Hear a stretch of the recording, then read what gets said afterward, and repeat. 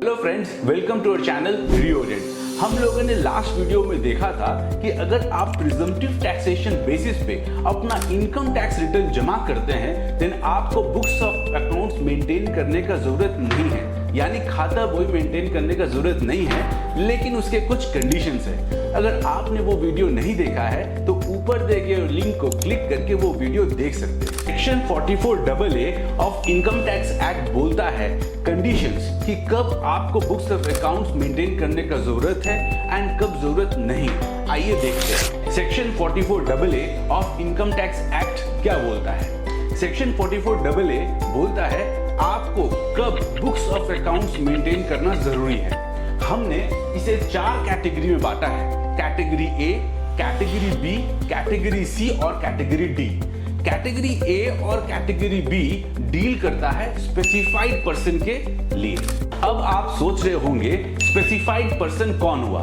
अगर आप legal practice करते हैं या मेडिकल प्रैक्टिस या technical consultancy, architectural services, accountancy या फिर फिल्म आर्टिस्ट है, देन इनकम टैक्स के हिसाब से आप स्पेसिफाइड प्रोफेशन करते हैं, और जो स्पेसिफाइड प्रोफेशन करता है उसे स्पेसिफाइड पर्सन कहते हैं। Section 44AA of income tax act बोलता है कैटेगरी 1 में अगर आप फॉल करते हैं, कैटेगरी 1 या स्पेसिफाइड पर्सन जिनका ग्रॉस रिसीट्स यानी उनका fees is less then 1.50 lakhs in any one और मोर ऑफ प्रीसीडिंग 3 years, यानी पिछले 3 years में आपका फीस 1.5 लाख से ऊपर नहीं गया है कोई भी 3 सालों में, फिर भी आपको बुक्स मेंटेन करना पड़ेगा to enable AO to compute taxable income, यानी एसेसिंग ऑफिसर आपका इनकम टैक्स कंप्यूट कर सके उस हिसाब से आपको बुक्स मेंटेन करना होगा। कैटेगरी बी कौन हुआ?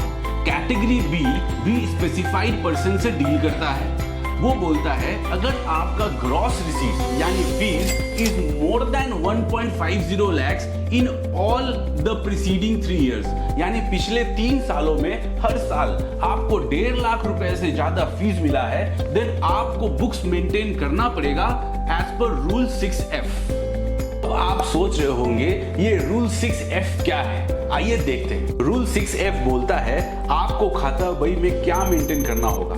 पहला नंबर कैश बुक मेंटेन करना पड़ेगा, दूसरा बैंक बुक मेंटेन करना पड़ेगा, तीसरा ओरिजिनल बिल्स आपको रखने होंगे, नंबर 4 जर्नल एंट्रीज मेंटेन करना पड़ेगा, नंबर 5 अगर आप मेडिकल प्रैक्टिस करते हैं then daily case register maintain करना पड़ेगा showing date, patients name, services provided, fees received etcetera.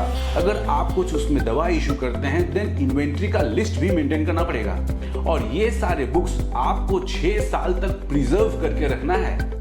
आइए देखते हैं कैटेगरी सी क्या बोलता है। अगर आप बिजनेस करते हैं और आप इंडिविजुअल है या HUF है, देन देखना है कि total income is less than 2.5 lakhs और sales is less than 25 lakhs, then आपको बुक्स मेंटेन करने का जरूरत नहीं है।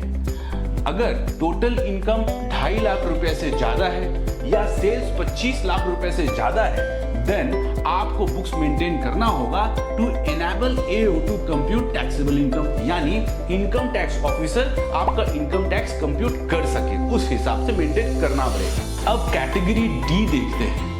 अगर आप इंडिविजुअल या HUF नहीं है यानी अदर्स है, फॉर एग्जांपल अगर आप कंपनी है और बिजनेस करते हैं तो देखना है कि total income is less than 1.20 lakhs और sales is less than 10 lakhs। अगर हाँ देन आपको बुक्स मेंटेन करने का जरूरत नहीं है।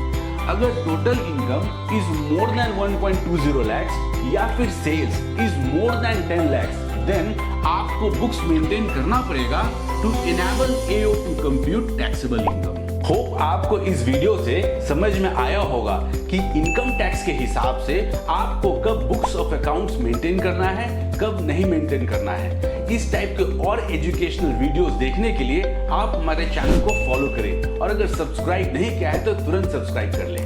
धन्यवाद।